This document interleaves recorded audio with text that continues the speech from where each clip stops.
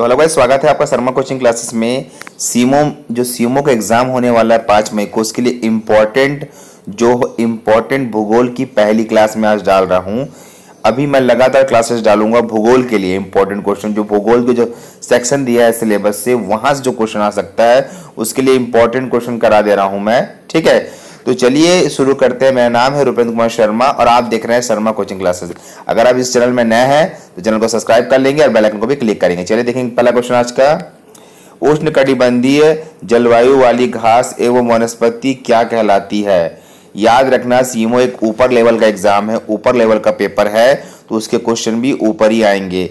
उष्णकटिबंधीय जलवायु वाली घास एवं वनस्पति क्या कहलाती है? इसको बोलते हैं ट्रोपोफाइट। क्या बोलते हैं? ट्रोपोफाइट बोलते हैं इसको। ठीक है ना, ये चीज आपको याद रखना पड़ेगा कि सरल क्वेश्चन तो नहीं आएंगे सीएमओ के एग्जाम में, बिल्कुल इसी प्रकार के हाई लेवल के क्वेश्चन आएंगे। तो इस क्वेश्चन को आप देखेंगे और अपने कॉपी में नोट करते हुए चलेंगे। और इसकी पीडीएफ चाहिए तो मैं अपना व्हाट्सएप नंबर दे दूंगा, वहां से आपको इसके पीडीएफ मिल जाएंगे। पर पीडीएफ पैड रूप में ही मिलेंगे। 100 रुपीज के हमारे पैड क्लास चलता है, जहां से टेस्ट सीरीज, पीडीएफ और जितने भी इंपॉर्टेंट नोट्स है वो आपके व्हाट्सएप नंबर में भेज दिए जाएंगे। जो भी मंथली रहता है, ये जो भी 100 रुपए का क्लास लेगा पैड क्लास, उसके में ये चीज उसको भेज दिया जाएगा, वरना वीडियो तो सबके लिए फ्री है। ठीक है, नेक्स्ट क्वेश्चन देखते हैं।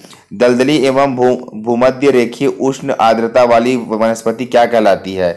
इसको क्या बोलते हैं? इसको बोलते हैं हाइग्रोफाइट। हाइग्रोफाइट, देखो याद रखना, आर्द्रता का संबंध ही हाइग्रोफाइट से होता है ना, ये चीज आप ध्यान देंगे। ये भी बहुत इंपॉर्टेंट क्वेश्चन है एग्जाम के दृष्टिकोण से और एग्जाम में बन सकता है। ठीक है ना, देखते हैं अगला क्वेश्चन। क्वेश्चन नंबर 3 देखेंगे। उष्णकटिबंधीय मरुस्थलीय क्षेत्र की वनस्पति क्या कहलाती है? देखो, मरुस्थलीय क्षेत्र की वनस्पति कहलाती है जेरोफाइट। मरुस्थलीय क्षेत्र की वनस्पति क्या कहलाती है? जेरोफाइट कहलाती है। ये बहुत इंपॉर्टेंट क्वेश्चन है ना। अगला क्वेश्चन देखेंगे। जल प्लावित क्षेत्र की वनस्पति को क्या कहते हैं? तो इसको बोलते हैं हाइड्रोफाइट। जल प्लावित क्षेत्र की वनस्पति क्या कहलाती है? हाइड्रोफाइट। ठीक है, अगला क्वेश्चन देखेंगे। शीतोष्ण कटिबंधीय क्षेत्र की वनस्पति क्या कहलाती है? मेसोफाइट। क्या कहलाती है? मेसोफाइट। बहुत ही इंपॉर्टेंट क्वेश्चन है जो कि एग्जाम में पूछे जाते हैं मैक्सिमम टाइम। ठीक है ना, और अगर आप सीएमओ की तैयारी कर रहे हैं तो लेवल ऊपर रखिए, क्योंकि पोस्ट बहुत कम है, तो क्वेश्चन के लेवल ऑफ डिफिकल्टी बहुत ज्यादा देखने को मिलेगी एग्जाम में। ठीक है ना, देखते हैं अगला क्वेश्चन। क्वेश्चन नंबर 6 देखेंगे।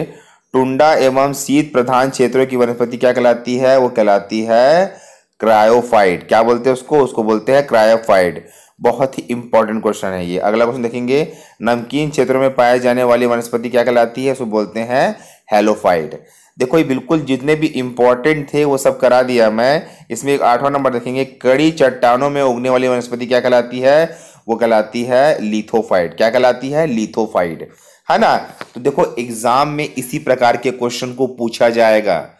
आप इसके इन सब क्वेश्चन को अच्छे से कीजिए। ठीक है ना, अगर बिल्कुल मैं कहना चाह रहा हूं, अगर आप इस चैनल में नए हैं और अगर आपको इस प्रकार का वीडियो पसंद आता है तो चैनल को सब्सक्राइब कर लीजिए। ठीक है ना, देखते हैं इसका अगले पार्ट में क्या है, तो वीडियो में अंत तक बने रहेंगे। ठीक है ना, तो गाइस देखेंगे अगला जो है, इसमें जो इंपॉर्टेंट बन सकता है सीमो के लिए, वो है विश्व की प्रमुख जनजाति से क्वेश्चन तो भारत से भी बनाएगा तो विश्व से भी बना सकता है। ठीक है, तो देखेंगे पहला, एस्किमो जनजाति कहाँ की निवासी है? तो ये ग्रीनलैंड कनाडा की निवासी है। कनाडा की राजधानी होती है ओटावा। तो एस्किमो जनजाति, देखो अभी जो एग्जाम हुआ था गलते पटवारी का, उसमें भी जनजाति से क्वेश्चन पूछा गया था, तो मैक्सिमम चांस है कि इसमें भी जनजाति से क्वेश्चन पूछ सकता है। अगला देखेंगे। माओरी जनजाति कहाँ की है? वो है न्यूजीलैंड की। बिल्कुल, माओरी जनजाति के बारे में भी क्वेश्चन बनता है, ये है न्यूजीलैंड की। अगला देखेंगे। वेदास जनजाति कहाँ की है? वो है श्रीलंका की। कहाँ की है? वो है श्रीलंका की। अगला, सेमांग जनजाति कहाँ की है? वो है मलेशिया की। ठीक है, बहुत ही इंपॉर्टेंट जनजाति है, विश्व की प्रमुख जनजाति है, इनसे क्वेश्चन निकाल सकता है। आयनु जनजाति कहाँ की है? वो है जापान की। आयनु जनजाति जापान में पाई जाती है। तो बहुत इंपॉर्टेंट सेक्शन चल रहा है आपके लिए, तो वीडियो को भी लाइक कर देंगे। ठीक है ना, देखते हैं अगला हमारे पास क्या है इसके बारे में। इसके बारे में जो जनजाति का पक्ष है वो है रेड इंडियन जनजाति। कहाँ है? वो उत्तरी अमेरिका, जो कनाडा क्षेत्र में पाया जाता है, ये वहां की जनजाति है। बोरो जनजाति कहाँ की है? वो है ब्राजील की। और याकू जनजाति कहाँ पाई जाती है? वो पाई जाती है टुंडा प्रदेश में। बहुत ही इंपॉर्टेंट है ये जनजाति का सेक्शन, इसको तो कम से कम इतने इंपॉर्टेंट क्वेश्चन को आपको करना पड़ेगा। और पीडीएफ चाहिए तो मैं बता दे रहा हूं कि वो पैड क्लास में ही मिल पाएगा आपको पीडीएफ, और आपको वीकली टेस्ट सीरीज भी मेरे द्वारा प्रोवाइड किया जाएगा 100 रुपए, ओनली फॉर 100 रुपए के पैड क्लास में। आप पेटीएम से पेमेंट करेंगे, आपका स्क्रीनशॉट लेके भेजेंगे पेमेंट को, और मैं आपको लिंक से इसको ऐड कर दूंगा, और आपको जितने भी टेस्ट सीरीज है, नोट्स है, वो आपको आपके व्हाट्सएप नंबर पे सीधे सीधे मिल जाएंगे, ठीक है ना। और व्हाट्सएप नंबर मैं कमेंट बॉक्स में डाल दूंगा, ठीक है। देखते अगला टॉपिक देखते इसमें क्या है। देखो जो अगला टॉपिक है वो है वायुमंडल की संरचना। इससे क्वेश्चन बना है कई बार, वायुमंडल की संरचना, है ना। तो देखो इससे जो क्वेश्चन बना है उसको आप समझेंगे, ठीक है ना। देखो क्या है, पहला आता है क्षोभ मंडल। क्षोभ मंडल मतलब सामने होता है, या वायुमंडल का सबसे निचला परत होता है, मतलब जो हमको दिखता है। ये तो क्वेश्चन में नहीं आएगा, क्वेश्चन में आएगा इस मंडल में बादल, आंधी, वर्षा इसी मंडल में होते हैं। क्वेश्चन बना के ये देता है कि वर्षा किस मंडल पे होती है, आंसर है क्षोभ मंडल। आंधी किस मंडल पे आती है, आंसर है क्षोभ मंडल। और बादल किस मंडल पे पाए जाते हैं, वो है क्षोभ मंडल। तो क्षोभ मंडल भी बहुत इंपॉर्टेंट है। वायुमंडल संरचना से टॉपिक्स है, ये आपके सीएमओ के एग्जाम के लिए बहुत ही इंपॉर्टेंट है, ठीक है ना। अगला समताप मंडल। देखो समताप मंडल की ऊंचाई इंपॉर्टेंट है, जो कि 18 से 32 किलोमीटर तक है। पृथ्वी के धरातल से 18 से 32 किलोमीटर तक की ऊंचाई को बोलते हैं हम लोग समताप मंडल।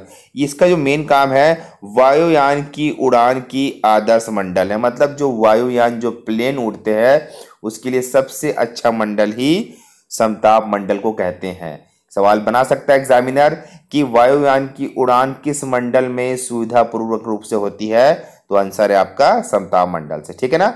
देखते आगे क्या हमारे पास। तो देखेंगे गाइस, अगला जो मंडल है वो है ओजोन मंडल। ओजोन मंडल से जो क्वेश्चन बनता है एग्जाम में, बहुत इंपॉर्टेंट क्वेश्चन बनता है।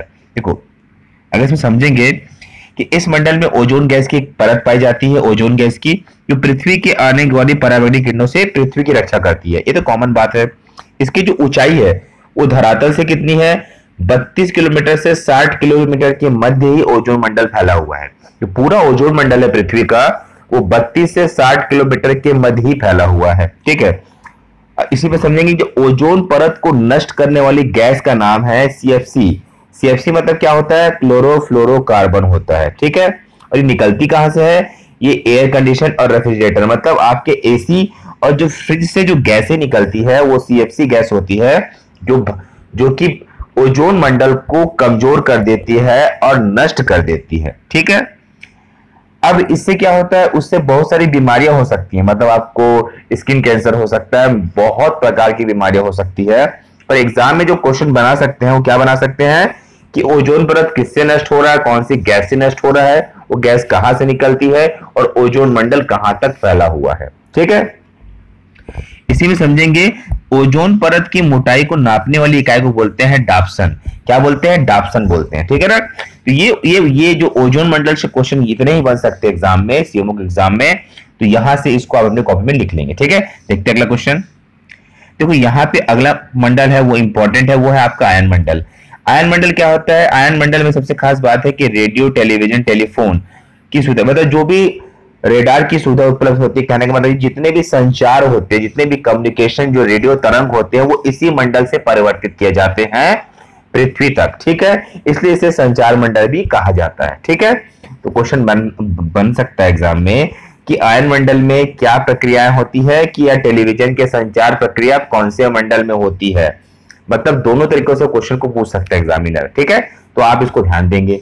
अगला देखेंगे बाह्य मंडल। बाह्य मंडल क्या होता है, एक 640 किलोमीटर के ऊपर के भाग को क्या बोलते हैं, बाह्य मंडल कहा जाता है। क्या कहा जाता है, बाह्य मंडल कहा जाता है। इससे क्वेश्चन तो बनते हैं एग्जाम में। देखिए बहुत ही इंपॉर्टेंट क्वेश्चन थे ये, जो शुरू किया मैंने और जो आखिरी किया मैंने अभी तक, ठीक है। जितना ही मैंने पढ़ाया है बहुत इंपॉर्टेंट है।